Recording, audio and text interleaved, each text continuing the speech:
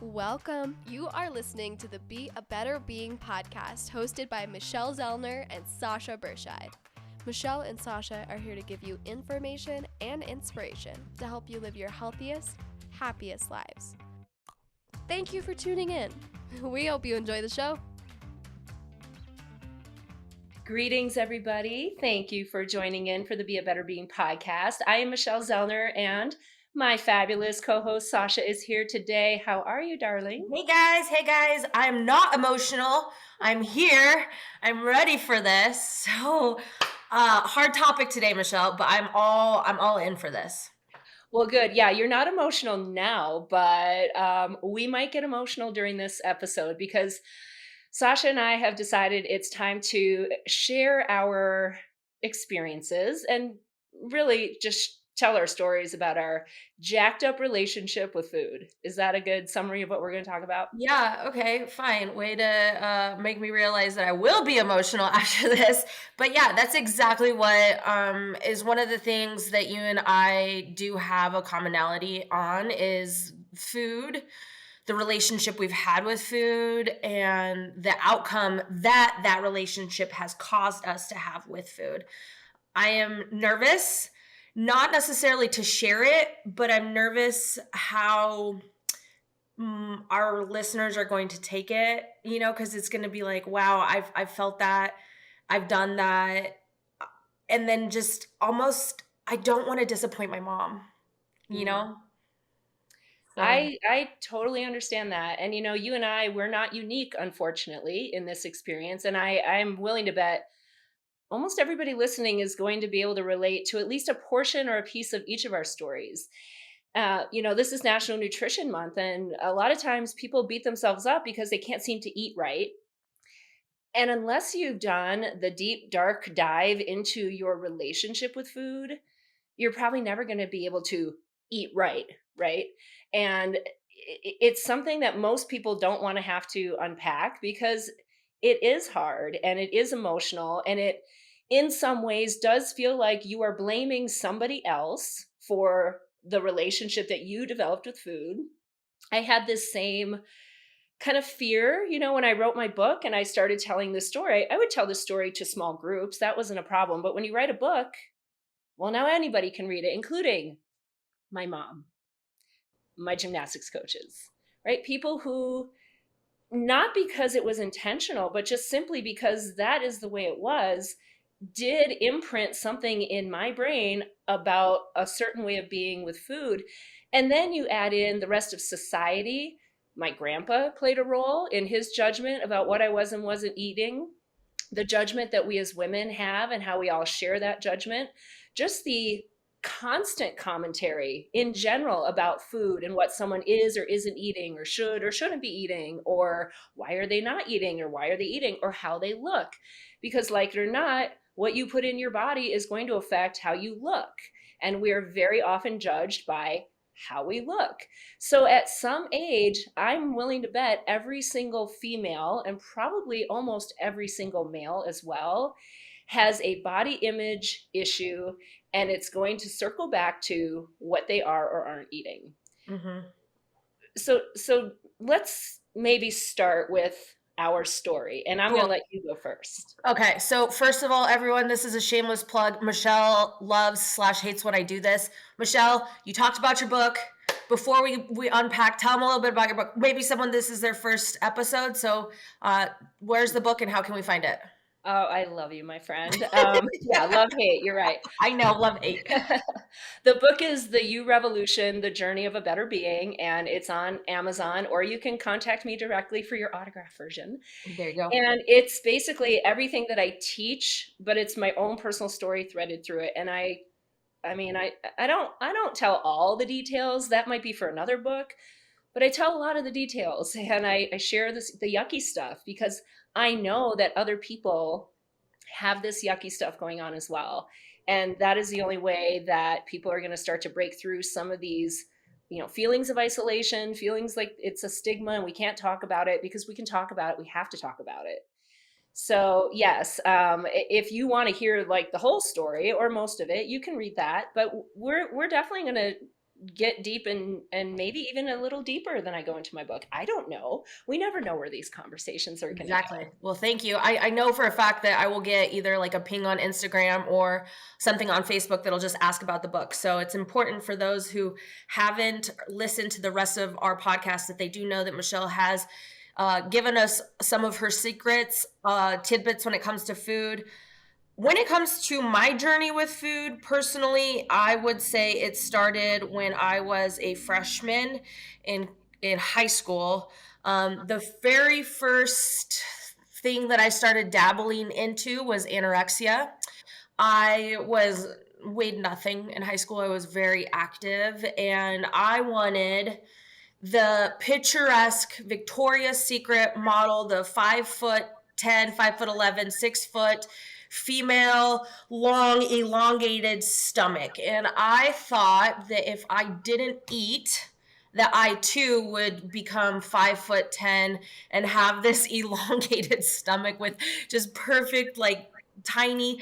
It never in that. I was very immature in my thinking and my thought process, but it never dawned on me that it's basically impossible for this 5'3" woman, little female girl going into puberty, to compare myself to these 6 foot tall women, and so I was playing soccer every single day for multiple hours a day, not eating.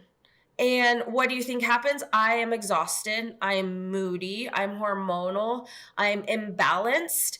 And that just has set me up from my freshman year of high school, anorexia, bulimia, binging and purging, body dysmorphia. Body dysmorphia I will carry with me for the rest of my life. That is something that I wake up and I have to fight every single morning, every single lunchtime, afternoon. When I check the mirror, I check myself and I have to say, Sasha, no, this is not truly your image. But then, I think the biggest one that stuck around for me, and I'm kind of just going on a tangent here, guys, but was when I had a breakup. I was 23 years old and I was sick to my stomach from the breakup, maybe 22. I don't remember when it was a long time ago.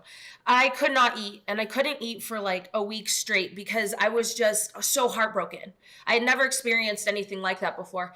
And I dropped so much weight in that 1 week of not eating. And it was glorious. Like I got my confidence back because I was this little tiny thing again. And I then just kind of stopped eating again. And I got to this point where I wasn't eating, I was drinking a lot of alcohol, and I kind of got just skinny poofy. Like I was just a poofy little tiny thing. Like my beautiful relationship, my difficult relationship that I have with food did not get better until I got sober. It was a struggle all through college. It was a struggle all through high school. It was a struggle through up until I turned 26 years old and I joined a fitness family that I started looking around and I started seeing these really healthy, beautiful, muscular women eat. And I was like, okay, but what are they eating? Oh, they're real food? Oh, real whole foods, real meat, proteins, fats, the stuff that Michelle teaches us and now that I abide by because she's figured it out. And now I don't have to freak out about what I eat because if I eat the way Michelle has taught me, then I know that not only am I doing something beautiful for my body physically, but I'm doing something beautiful for my body emotionally, hormonally. Like it's just a huge gamut. But I had a very disgusting and dysfunctional relationship with food from the age of 14 until the age of 26. That's 12 years of suffering. It's a long time. It is a long time. And unfortunately, that's actually a relatively brief period of time compared to a lot of women that I talk to and that I know struggle, because I work with women in their 40s, 50s, 60s who are still struggling with all of that. And, sometimes it is about food. A lot of times it's not. It's about control, especially when it comes to the disordered eating. Now, I think we all have a relationship with food that has been developed from lots and lots of different ways. Many of us have a dysfunctional relationship with food. It's not a healthy one. Even if it looks healthy, oh, they eat really healthy food. There is often restriction. There is judgment internally about what we are or aren't eating. So, whatever it looks like on the outside, a lot of times what's going on the inside with this person is very different than the appearance would make you believe. And I would say, my struggle with my attitude about food probably started a little younger, and I grew up hearing my mom constantly say, I need to lose 5 pounds. Not telling me that, but about herself. I need to lose 5 pounds. Oh, I got to lose 5 pounds. Why do you have to lose 5 pounds, mom? I just do. I just do. Okay. And we would like tease, oh, mom, you need to lose 5 pounds. Should you be eating that? Because this is just what we heard. And this is back in the, late 70s, early 80s, where diet culture, we are so immersed in it. There was no body positivity. It wasn't about your health. It was all about how you look. And we judge somebody's value by how they look. And another thing that is something that I'm proud of, but is something that has been really heavy since then, is the number on the scale, right? And so the 1st of March, so 2 weeks ago, I celebrated 1 whole year of not weighing myself. So, for those of you that are struggling with this kind of stuff, I challenge you, stop weighing yourself. Stop it. You are not defined by the number that it takes to keep you on the face of this earth, And so that's what that reminds me of when your mom said 5 pounds. But like, what does 5 pounds really look like? Well, what does 5 pounds look like? And how is losing 5 pounds going to change your life? How is losing 10 pounds going to change your life? How is losing 100 pounds? Maybe it will. I want you to answer that question. And I'm with you, Sasha. I don't weigh myself. And yet I used to, multiple times a day. And I would allow that number to rule the rest of my day. If it was a good number, I was great. I was fantastic. I could eat whatever I wanted. If it was a bad number, I was a loser. I didn't deserve anything. I better eat so I feel better. Either way, it didn't work out well. And I can still go back and look at pictures from decades ago, and I can tell you exactly what I weigh in that picture because I was so dialed in. Everything was about that number on the scale. But I think for me, where some of the complexity really rooted was when I was a gymnast. And the reality is, you do benefit by being a certain size when you're a gymnast. That's reality. The reality is there's also a safety issue. So in my gym, we worked out with the college team. Our coaches coached both the college team and us from 6 years old to 18. And we saw the college girls, and we would often be told, oh, be careful, because you're going to end up like that. We would get weighed every day or every week. And, if we were starting to creep up, watch out, be careful. Well, what does be careful mean? I do remember at one point, our coaches brought in a nutritionist.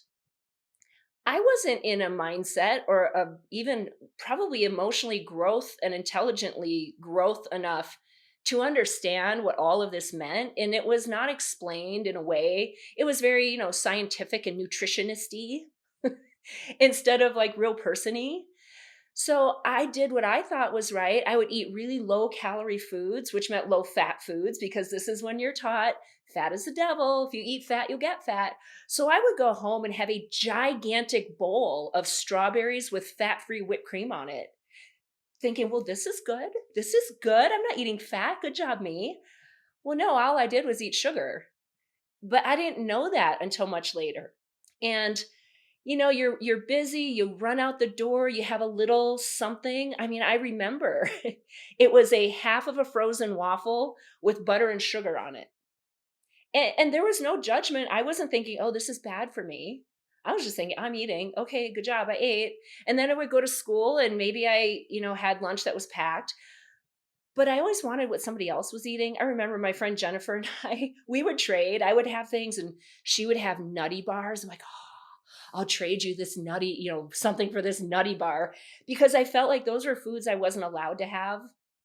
And unfortunately, the way our schedules are set up, the way school systems are set up, the garbage that is allowed to be served and counted as a healthy lunch in our schools, all of it has to change. Unfortunately, I don't have the power, you don't have the power to make those changes.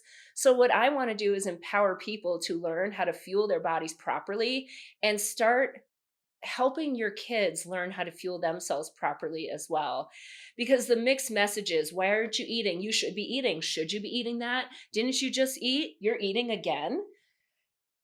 It was so, and it was nonstop bombardment from all angles. And then I would be around my friends and we would, be at somebody's house and they all got to eat whatever they wanted and they seemed so happy and they didn't seem like they had fear or judgment about the food they were eating. I was terrified. I was terrified to be in those situations. One, that I would be spotlighted that I was or wasn't eating, and two, that if I started eating, I wouldn't be able to stop. And both of those things happened. And then that starts the spiral of more self sabotage. And, when you're growing, you're going through puberty, things are changing, but you're still trying to be a gymnast and you're still trying to be that girl that people know you to be. And you want to fit into your prom dress and look really good. And your mom says, well, if you would have lost a little more weight, it would have fit better here. And she knows I love her. She knows that. And I know none of this was intentional. I really do believe everybody says and does what they think is helpful at the moment, hopefully upon reflection, and hopefully some mom today is hearing us talk about this, to just watch how you talk about your own weight and your own food attitude, and watch the words that you use when you're talking to your kids about it too, because these things do imprint. They start to really create an identity and create a lot of messaging. And I don't want people to have an unhealthy relationship with food. It's, unless you heal that, you can't go forward in most other things. And it took me a long time. So similar to you, Sasha, I did everything necessary to keep the weight off. And sometimes that meant running laps around the coffee table in the basement. Sometimes that did mean I purged, and I wasn't good at it, which that scared me. Like, oh my God, I just ate all this food and I can't get rid of it because I literally couldn't do it. So then I tried laxatives and like, well, that's not fun. And then I just gave up all of that. And I just thought, well, I'm just going to get fat because I can't stop eating, but yet I can't run it off, burn it off, get rid of it either. So I guess this is the way it's going to be. Talk to me about that. Talk to me about, because I've been there, right? So like, let's give some hope, right? Yeah. Tell me about that hopelessness. I'm just gonna get fat. I don't even care. If I don't care, no one else cares. If no one else cares, what's the point? And then talk to me about that, because I've been there multiple times. This isn't just like a one-time deal. I mean, I can get lost in those spirally thoughts today, this day and age. So help me. I'm here right now, Michelle, and I'm saying, you know what? I'm over it. I'm hopeless. I'm at the lowest low. I'm full of disparity. What do I do? I hate myself. I hate everyone around me. I hate my life. What do you say? What do I do? So for me, it really started with when I quit gymnastics. So I had injured myself earlier in the spring, and the thought of coming back, one of my best teammate friends left the team. There was, my coach, one of them was getting ready to just stop coaching us. There was just a lot of unsettled energy. And while you're off, because I injured a knee, of course I put on some weight. It was going to be my senior year. I thought, do I really want to go through all of this effort and only to maybe, who knows, have a year that I'm not going to enjoy? So I decided I wanted to quit gymnastics while I still loved it, while I still had really great memories about it. And this is where I get emotional. But yeah, so that day, October 18th, 1989, I will never forget it. Wrote a note in study hall and went to the gym and put the note on my coach's car, basically telling her I wasn't coming back. And then I hit up every Dairy Queen in town. We had 3 Dairy Queens in our small town of 50,000 people, which right there is a big problem. And I got the largest blizzard. And I mean, we're talking 24 ounces, like huge. I ate one on the way to the next one, on the way to the third one, ate that on the way home. Now, there's a very specific reason why I did that very specific thing. Because every now and then, my mom would pick me up from gymnastics and she would whisper, "Do you want to get a sin? Do you want to get a sin?" Which was code word for a peanut butter crunch blizzard with extra peanut butter. Of course I want to get that. It's delicious and it's naughty. Mom and I are doing something naughty together. That's super fun. And yet, what did I go do? I went and did something rebellious, right? I don't have to get in a leotard for anybody. I don't have to get on a scale for anybody. I don't have to toss my body in the air and worry about landing on my head because I have a few extra pounds. I can do whatever I want. And so I'm going to. And I literally continued to eat my way to about a 55-pound weight gain in a year and a half. And while it was super fun, because I could eat whatever I wanted, it was also horrific. In the moment, it was great. And very shortly after, I was, oh my God, what are you doing? I can't believe you just did that. What is wrong with you? Why do you have no self-control? And then, of course, the commentary coming from everybody about my weight gain, as if I don't know, as if I'm not aware of this. So that then just makes me be more isolated. I feel like there's judgment. I can't even be honest. I can't tell anybody about this shameful, dirty behavior that I engage in. Nobody would understand it. They would just say, well, Michelle, just don't do it. Oh, okay. I never thought of that, right? So yeah, I got to that point where I thought, you know what? Okay, I guess I'm going to try to diet now because that's the only way to get out of this. I better diet. I'm going to go on a diet, which meant I'm hardly going to eat, and I'm definitely not going to eat fat because I'm already fat. And if I eat fat, I'll get fatter, and I don't want to do that. Well, so much of that, of course, was completely wrong. So here I am going down that road thinking I'm going to be really good and I'm not going to eat cookies. And yet all I did was set myself up for failure. Because when you don't eat, at some point you're going to need to eat. I never went down the road of anorexia. I couldn't do it. I couldn't not eat. I tried. In fact, I used to joke, I wish I could be anorexic. I don't. I do not wish any of this on anybody, okay? Because it is not healthy in any kind of way, physically, mentally, emotionally, for your relationships, for any part of your life. But in that moment, I was like, well, gosh, at least then I'd be skinny. Right? And so when you feel hopeless, like you just can't get out of it, I'm going to tell you, you have to do the yucky, ugly work. You have to get to the root of why you're turning to food, or what role is food playing in your emotions, how you're distracting yourself from things, how you are using food as reward or as punishment, how you are putting a Band-Aid on something because, oh, this feels really good at the moment, and then it feels worse later. And this goes to all kinds of things. It could be food, it could be drugs, it could be alcohol, it could be retail therapy, it could be anything if we're using it to cope or distract ourselves from things. And of course, you go back and you unlock the patterns and you unlock the internal narrative that you have about food and about yourself and the societal judgment and pressure and the conversations we have about it. And everybody's journey to healing their relationship with food is going to be different, but I will promise you it's going to be hard. That's probably going to be the similarity. I also know that for me, the biggest leaps forward were actually understanding how to fuel my body properly. And Sasha, I can't tell you, I'm in the middle of my U Revolution class with my DPS group, and we just hit the weight loss and the nutrition classes.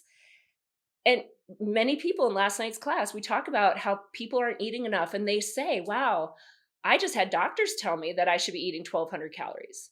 And it disgusts me, and it makes me so furious that the medical community is still doing this because we know better. You guys have to listen to Michelle. This is one spot where I have got to interrupt. You have got to eat. You have to eat if you want to lose weight, if you want to maintain weight, if you want to gain weight, whatever it is, you literally have to eat. And I'm not talking 1,200 calories, you guys. I'm talking real food. And if you have questions like, what does this look like? How many calories should I consume? This is what I do on a daily basis. Reach out to Michelle. Reach out. I mean, don't reach out to me. I'm not the professional, but I can say, and I can back up what she's saying, that what she has taught is what I do. And it is what has helped me maintain a healthy, beautiful relationship with my food. Stop restricting yourself. Stop it. Like when I start thinking about, I get like, I'm angry right now thinking about all the times that I restricted myself, which only led me to a binge, which only led me to a purge, which led me to feeling claustrophobic and pissy and angry and suffocating in my own skin. All because I wasn't fueling myself throughout the day with, for me, high fat, high protein diet. Like that works best for me. Stop listening to that 1,200 calorie stuff. Please, please. All right, I'm done. No, that rant is entirely necessary because it is such a hard mindset shift for people to make. And I don't love like, let's count every calorie, let's count our macros. However, I think you have to be aware. So at some point, you do have to count, you have to track, because most people, when they're doing it, when they're being quote unquote good, they're literally in starvation mode. And when they're not good, they're in feasting mode. And that is the on again, off again that wrecks your metabolism. It does not nourish you with the raw materials that your body needs in order to not only function physically, but mentally as well. You know, we talk a lot about mental health. Well, the food you put in your body is going to either help you be mentally well, or it's going to trigger some kind of mental and emotional reaction that's not so positive. So, truly understanding nutrition is critical for anybody who wants to have a healthy relationship with food. Once you nourish your body properly, PFF is your BFF, steady blood sugar. It's another book, everyone. That's another book. I tell people that steady blood sugar is the key to your health and happiness, and it is the key to the health and happiness of everybody around you as well. Because if you don't have steady blood sugar, it is spiking and crashing, and none of that is going to work out well. When you keep your blood sugar steady, it is going to decrease your desire for those foods that you probably feel bad about eating.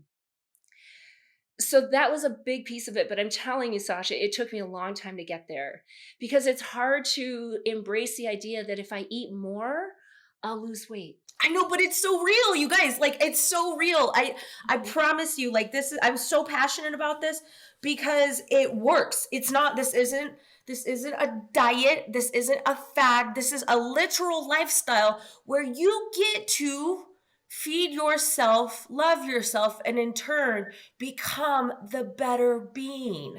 All because you fed yourself, you fueled yourself, and now you can go out there, you can show up for life. You don't have to be in your head thinking, oh shoot, I'm 100 calories over this Snackwell's, blah, blah, blah, or, I shouldn't have eaten that X, Y, and Z last night. It's like, well, listen, if you had something last night, just start over now.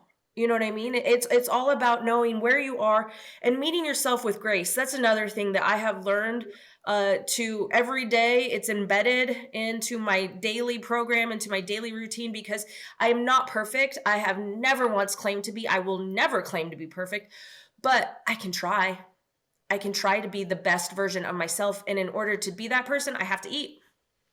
And I'm going to disagree with that. You are perfect. No! We all are. This whole idea of eating perfectly, we've got to stop that phrase. I am guilty of that. We really do, because what does that even mean? Right? So people tell, and I just had many coaching calls on this. Well, I do really good during the day, and then I can't stop snacking in the evening. And in their mind, really good during the day means I've hardly eaten. Okay. So that is a mindset shift. We've got to stop using those words, good foods, bad foods. I shouldn't eat that. I'm not supposed to eat that. I can't have that. That was, again, another big mindset shift for me, is when I stopped labeling food as good food and bad food, food that I'm supposed to eat and food that I'm not supposed to eat, food that I'm like, look at me, I'm morally superior, and food that I hang my head in shame because I ate it. Food is just food. There are some foods that physically nourish me, give my body the nutrition that is going to help me be strong, have energy, reduce my risk for chronic disease, maybe make my pants fit the way I like them to fit. There are other foods that are going to nourish me emotionally and nourish my taste buds, connect me to a shared celebration, a shared experience, connect me to culture. Those are as important. And I should be able to enjoy them without guilt, without feeling bad that I ate it, without beating myself up, feeling like I have to go work it off. But I also recognize I can't always make those choices and still have outcomes that I like as well. So when you have this relationship with food and you really think about how does food play a role overall, I want people to feel good about the foods that they're eating, which is why I'm always going to encourage anybody to first just make a list of healthy, high quality, whole, nourishing foods that you like. Because if you like them, you'll eat them. That is the goal.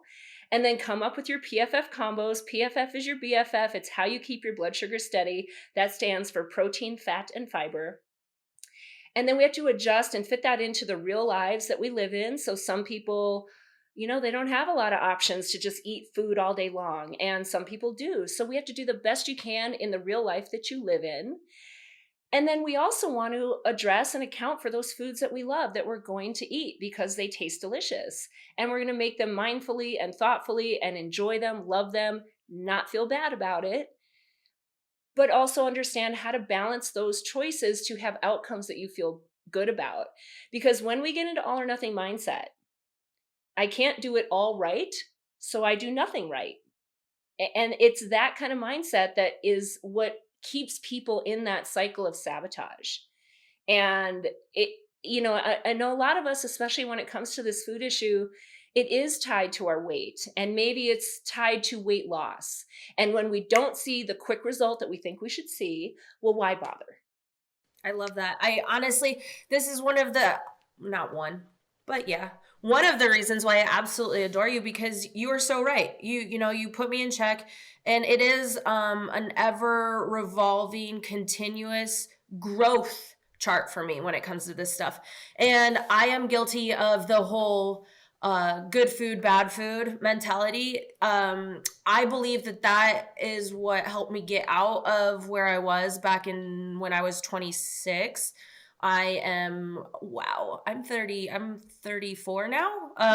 That's so fun. I haven't done the math for a while. So, but you're absolutely right. I do not beat myself up for, like, when we were in Colorado this last weekend, I didn't beat myself up for when I celebrated with my girls. I just knew that the things were in place and I had checks and balances within my entire day to be able to celebrate, right? But I didn't have any sense of guilt when we went out to eat or when I ordered X, Y, and Z. I was just enjoying and celebrating life. And that is one thing that really, for people who struggle with these experiences with food, you are taking away the present experience, the connection to your friends, to your family, to the event that you're participating in, because you are so much in your head about food. And I get it. I used to be there. If I was going to be on vacation with family or friends, or be in an environment where I could not control what was in front of me, I was terrified. There was anxiety, and then I would try to be really good, and then I wouldn't. And then I'd be like, oh, well, I'll worry about it when I get back on Tuesday. Except then that Tuesday, I would still be loathing myself about all the damage I did over the last few days, that I probably comforted myself for a few more days to feel better with more garbage. And then, okay, I'm going to start on Monday. So it really is about understanding your vulnerabilities and understanding those situations where you do feel anxious or feel like you have a challenge, or feel like you aren't really sure about making good choices. And I'll tell you, when I first started getting serious about my own stuff, and it was probably in my mid to late 20s, I did say no to a lot of things. I had gone home for the summer from Hawaii back to Wisconsin. I was in a friend's wedding. So I was home for the entire summer. We lived out in the country. So walking around the block was a 12-mile walk. But there was nothing else to do. So that's what I did. And there wasn't a lot of access to the stuff I wanted to eat. So I lost like 30 pounds in that summer. And I thought, okay, this is my opportunity, because by the time I got to school in Hawaii, I was already at almost my heaviest. So that's how people who didn't know me before, that's how they knew me. But that wasn't really me. At least it didn't feel like me. So I saw that as an opportunity for a big reset. But I also knew that I had to change some habits. And that meant probably not going out and partying because that led to eating at 2 a.m., all the carbs and sugar. Because when you drink alcohol, you need more sugar because that's what alcohol is. And then that led to me feeling gross the next day. So not going to work out and then probably eating some more garbage because it's the weekend and I'll do better on Monday. So I knew that a lot of that had to change. And that meant I was going to say no to some things. And that continued until I felt comfortable enough to manage my choices, where it was either going to be a healthy choice and I was going to feel good about it, or I was going to say, you know what, I'm good. I'm going to order the appetizer and dessert and I'm going to love it and not worry about it. But it's a process, and I want people to brace themselves for that because none of this happened overnight. I'm 49. So I'd say I've probably been where I am now for at least the last 7-ish years. But there's even still situations that I really do take the time to think ahead. And the big joke is I take food everywhere I go, and I do. I was just on a vacation, traveled to Fairbanks, Alaska. I packed a lot of food. And the people there don't know me. And I'm like, I got to eat. Like, I can't do this 8 p.m. dinner. But I don't expect anyone to take care of me. So I had my protein shakes. I had some beef sticks. I had nuts. I had anything I needed to make sure that I was going to be okay. And then when we got to that 8 p.m. dinner, I enjoyed a very nice piece of protein and lots of roasted vegetables, some of the appetizer, which was all healthy and delicious. And it was wonderful. But none of that would have happened 10 years ago. I would have been like, oh, well, better eat the garbage food that's available to me because that's the only option. It's not. It just does take a little bit of effort, but understand that that effort is probably going to be worth it. It is so worth it. And remember, it's baby steps, right? So nothing is going to happen overnight. One of the things that I tell my friends, you didn't gain all this weight overnight. It's not going to come off overnight. So be patient with yourself, give yourself grace. And for me, one of my biggest, besides packing those meals, those snackies to have in between point A and point B for my food, has been my water consumption. My water consumption has helped me immensely. And so just making sure that I'm always staying hydrated and fueling myself with the PFF, and just going from there. Baby steps, you guys. It's literally just built-in grace, baby steps, and staying hydrated, practicing that attitude of gratitude. All of that is so critical. And I would say another thing is really start to tap into your relationship with food. And even people who tell me they're not emotional eaters, of course you are. We always have an emotion around food, always. We're happy, we're sad, we're stressed, we're angry, we're bored, we deserve it, we're depressed, we're celebrating. There is always an emotion around food. You just have to identify it. And I have another little acronym. It's WAIT, WAITE. Why am I tempted to eat? So just wait, literally wait, and ask yourself, why am I tempted to eat? And put an answer to the question. And then determine, okay, is eating going to solve my problem? A lot of times it's not. It might be a band-aid in the moment, but how are you going to feel after? Is it going to be worth it? If I'm tempted to eat because Sasha baked me brownies and she brought them and they look delicious and I love brownies, I'm going to eat that because I think it's worth it. Because this is joy, this is love. We're going to share it together, and I'm not going to feel bad about it. But I might say, you know what, just bring me one. Don't leave the pan with me because I don't really trust myself. I'll probably eat the whole pan if they're there. And I'd rather not do that. So just bring me one, not the whole pan. Here you go. 10 years ago, I would have been, oh, of course. Yes, bring the whole pan. And then I would have eaten it. And then I would have felt horrible and shamed and all of the above.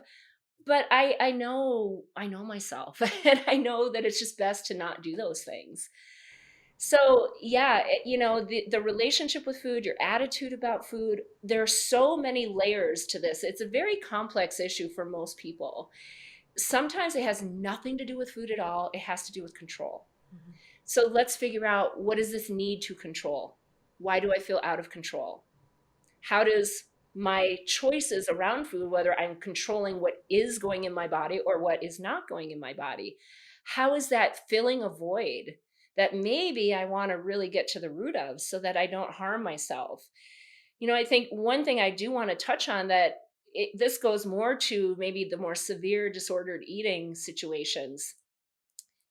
while it doesn't seem like it's affecting you, other than how it's affecting your weight, these things can harm your digestive tract, your teeth, your brain, your heart.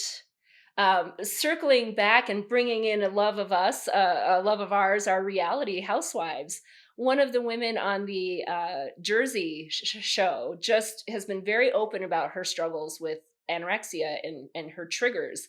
And she's being very triggered right now, right?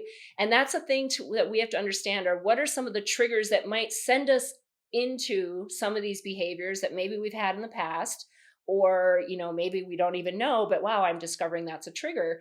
But she just had a very scary diagnosis. She's in her 40s and she went to the doctor, had the full workup done, and he's very concerned about her heart. And it's because of years and years and years of abuse because of her food issues. And I know there are young girls, I know there are moms of young girls who are listening to this. And I don't want those young girls to be that 40-year-old who is now scared because she has a heart issue. And she's afraid that something bad could happen, and now she's going to leave her children and her husband because she abused her body through food for decades. So I know in the moment it doesn't ever seem like that could be you, or that's going to be an issue for you, but it could be. I hope not. But I think it's really important to understand what this is doing to somebody on a health level, not on a weight level, but to their actual health. And these things are incredibly dangerous. And we're supposed to be fueling our bodies. Food is not the enemy. Yeah, I'm Food is really not glad the that you enemy. called that out. One of the things that I did when I was younger, high school, college age, is I didn't listen to nutritionists, and I did hear that the quote unquote quick fix was to go through those processes of binging, purging, anorexia, laxative use. I can't believe I put myself through laxative misuse. But back in the day, it just seemed like such a quick fix, right? Like, if I do this and this, the result will be this. And the truth of the matter is that is not the case. If anything, you are hurting yourself more and more and more, emotionally, mentally, physically, and hormonally. It's so important for your hormones as well. I mean, so I'm really glad that you said that, because this is not to encourage bad habits, you guys. This is to call those bad habits out and say, we've been there, we've done that. We've also found this new incredible way of living, a lifestyle. Join us. Join us in this lifestyle. Yeah, and some of these go deeper than habits, right? There might be some significant mental health issues because of trauma of some kind. And trauma is always going to express itself in some way, in some kind of behavior. So if this is you, or maybe this is a friend of yours, or it's a child of yours, and you're seeing behaviors that you're questioning, know that there's a reason for them, and we can put band-aids on those reasons, but hopefully we can really get to the root of it and have hard conversations and advocate to the best of our abilities, so that this isn't something that ends up really taking so much away from somebody's life. I know, I think about those times that I should have been having fun, and instead I was in fear and anxiety and missing out on, like, literally missing out on life. And that's not okay. So when you're ready to stop doing that, you're going to be ready to do some hard work. And I promise you, there are solutions to everything, and everybody's journey is different. Sasha's is different than mine. Mine is different than the next person's.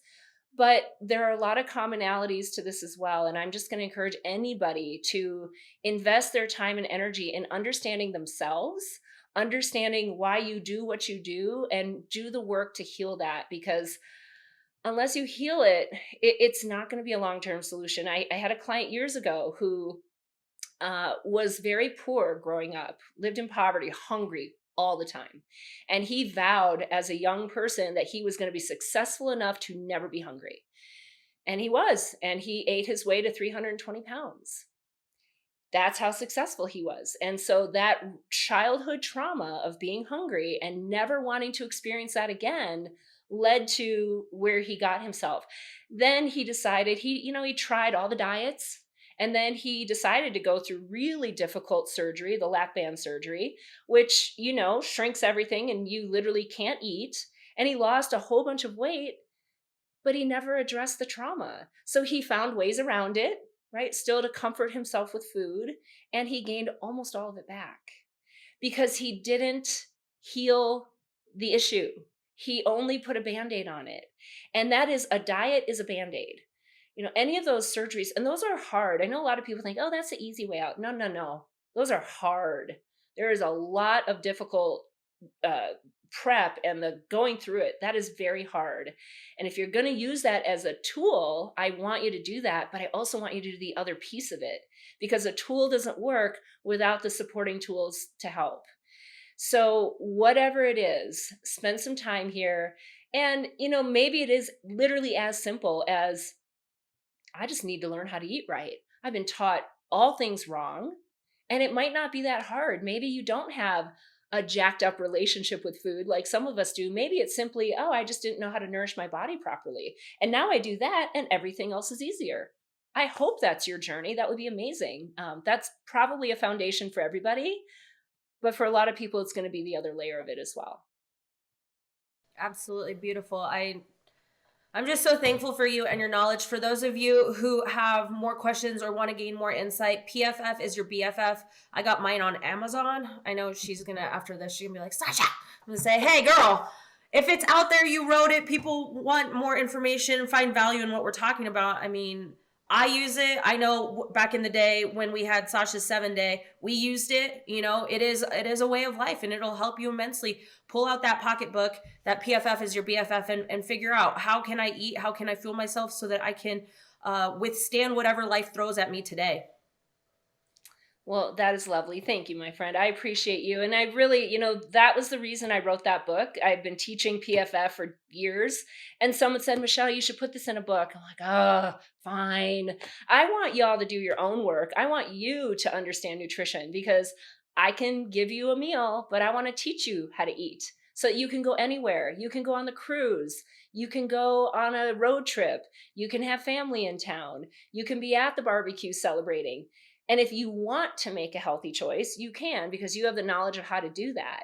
If you're choosing to just enjoy what you want, then that's an intentional choice as well. And you can do that too. And that's what I want, is people to have freedom from their fear of food, and freedom from these bonds that food can sometimes have on us. And also to understand how we talk about food and how somebody maybe talks to you about food. And this was something that I struggled with for a long time. I'm the healthy girl, so there's always commentary about what I was or wasn't eating, right? Michelle, don't look at my plate. I don't care what's on your plate. What's on your plate has nothing to do with my life. Why would I have judgment about what's on your plate?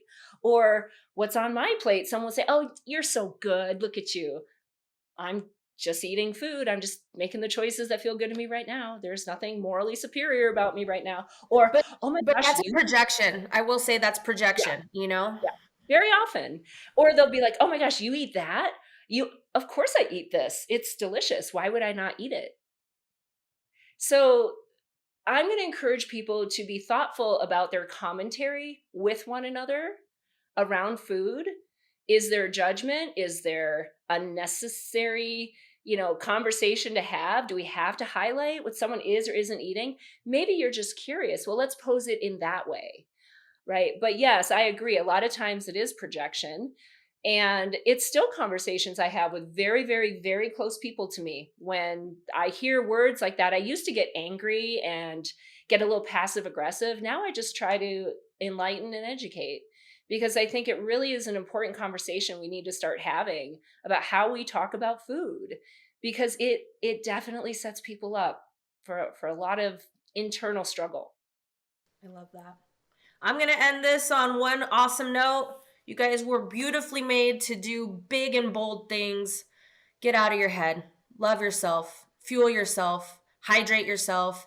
And just be kind to yourself. When you are kind to others, when you are kind to yourself, you will in turn be able to be kind to others.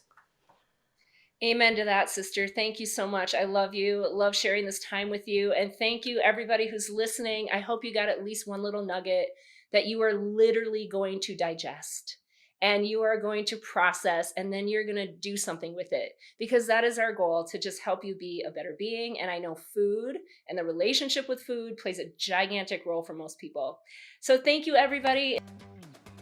Thank you for listening to the Be a Better Being podcast.